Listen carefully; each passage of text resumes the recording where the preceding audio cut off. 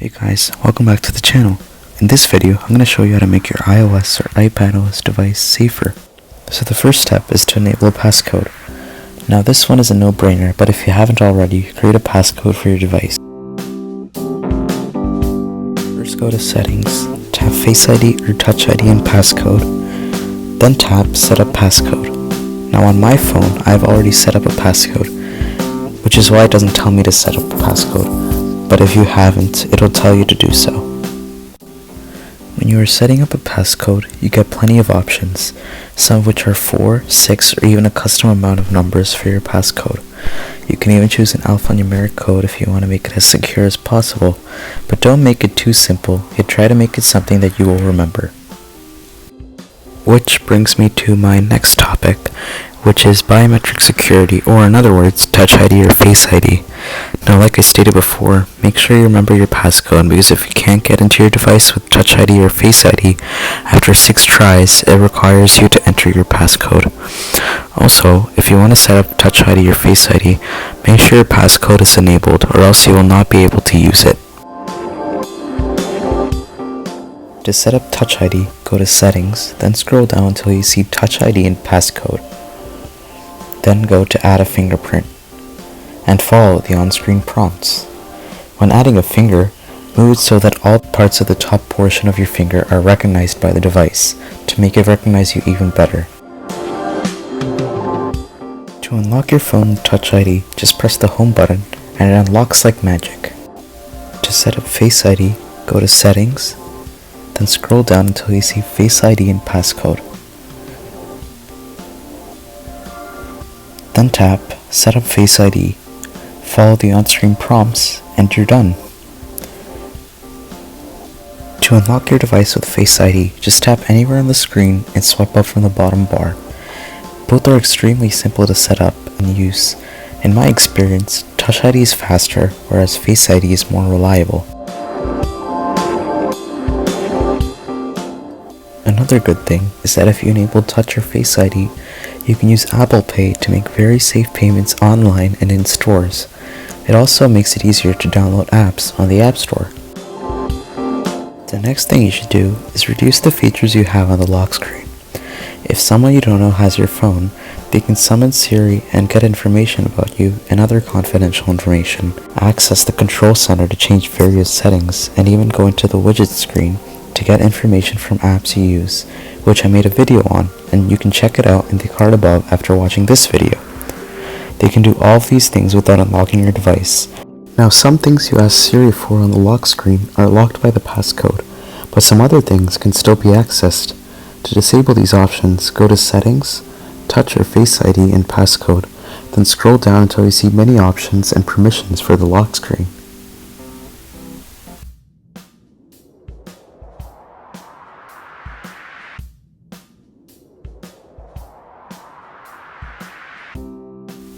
Even the Apple Notes app has a security feature.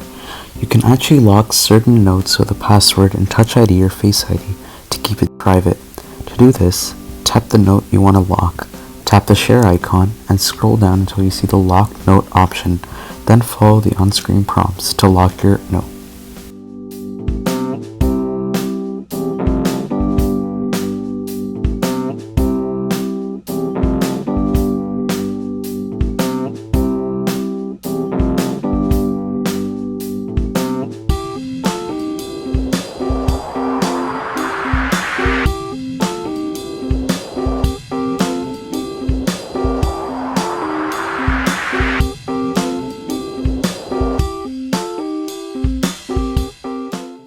We all have dozens of passwords for different websites and services, and most people reuse passwords for many websites, which is not safe. Now sure, Google and Facebook give you options like sign in with Google and sign in with Facebook, but they just aren't as secure because they can share your name, email address, profile picture, birth date, and more with the other company you are signing into. Now Apple is here to save the day. Sign in with Apple is a great option for anyone that has an Apple device. It uses Touch ID or Face ID to sign you in, which is more secure, and not only does it not share your birth date and other information like the competitors, But heck, it even hides your email address from the company, and Apple generates another anonymous email different from yours and forwards it to your regular email. So not only are you staying safe by using Sign In with Apple, but the other company that you are signing into can't even see your email address. To see where you're using Sign In with Apple, go to Settings, then tap your name, and tap on Apple ID Logins. Now, this next tip can really help safeguard your Apple ID. It's called two-factor authentication, and it can help you add an extra layer of security on top of your password for your Apple ID. Every time a device that is trying to sign into your Apple ID for the first time or was not signed into it previously not only needs to enter a password, but needs a verification code which will be sent to a trusted device. It is also required if you are trying to sign into iCloud.com on a computer. To use your device as a trusted device, you must have an iPhone, iPad, or iPod Touch with iOS 9 or later. If you haven't set it up already, here's how. If you are running iOS 10.3 or later, go to the Settings app, then tap your name on the top of the app, then tap Password and Security, then look for two-factor authentication to set it up. On devices with iOS 10.2 and older, it's a little bit different. Go to the Settings app, scroll down to iCloud, then tap on your Apple ID, then Password and Security, and finally, tap two-factor authentication to turn it on. The next thing to do is keep the software and apps up to date. To update the software, go to Settings, then tap General, and Software Update. And for app updates, go to App Store, then tap your profile picture on the top right of the screen, then tap Update for the apps that need updating. Now let's say you leave your phone somewhere where other people can see it. When you get a notification, other people can see it without unlocking your device. And do you ever wish that you could keep it private until you unlock your device? Well, now you can do just that. Start by going to the Settings app, then go to the Notifications area, then tap Show Previews, and tap When Unlocked. If you want to go hardcore on privacy, then tap the Never option so that nobody can ever see your notifications in the Notification Center, even if your phone is unlocked.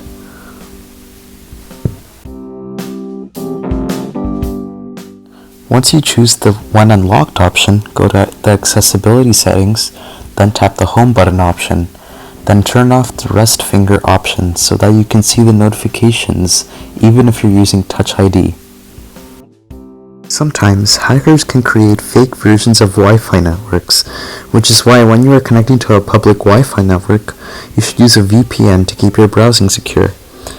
If you have data, I would recommend using it instead of a public network. Like I mentioned before, if a hacker creates a fake version of a network, your phone might connect to it without you knowing.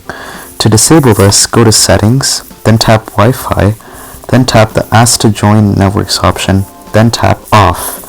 As an extra tip, you can tap the Auto Join Hotspot and change it to Never so that you never get any unexpected surprises.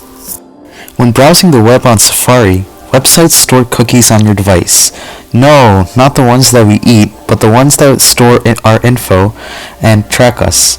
It also helps give you relevant ads. And to clear them, you should go to the Settings, then tap Safari, then tap Clear History and Website Data. To stop this permanently, use the Private Browsing mode by tapping the Tabs icon and tapping Private mode. Have you ever wondered if the apps on your device are stealing your information? Well, you can prevent this nightmare from actually happening by going to Settings, scrolling down to an app that you want to change permissions for, then disable the camera, microphone, photos, location, or even contacts access in the settings.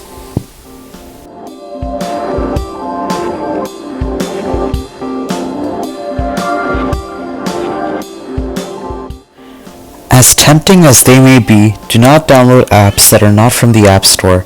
Some may be safe, but you never know what these apps may do in a harmful way, and you never know what they're capable of. There have been numerous reports of people that download these apps not from the App Store, and they get weird things going on their devices. So never download apps that aren't from the Apple App Store. Only download them from the Apple App Store that came with your device. This is related to what I just told all of you about jailbreaking. Jailbreaking is very tempting and it's very cool. to do, but it has its cons. People that have jailbroken devices cannot download certain apps due to security reasons, and once again, Apple is not making these jailbreaks, so they could be loaded with bad things, so stay away from it. And if you have any feature requests for Apple products or software, then you might want to check out the link in the description below so that you can tell Apple to add those features. And it will come even closer to what a jailbreak will bring, but keeping the security of what Apple brings.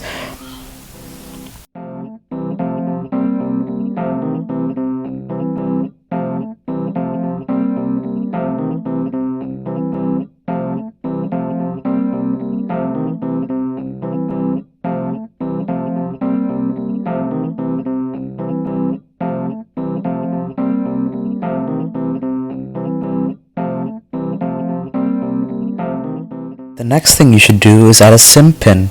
Picture this. Someone steals your SIM card and puts it in their phone. Once they do, they can request to change your account's passwords through a text message.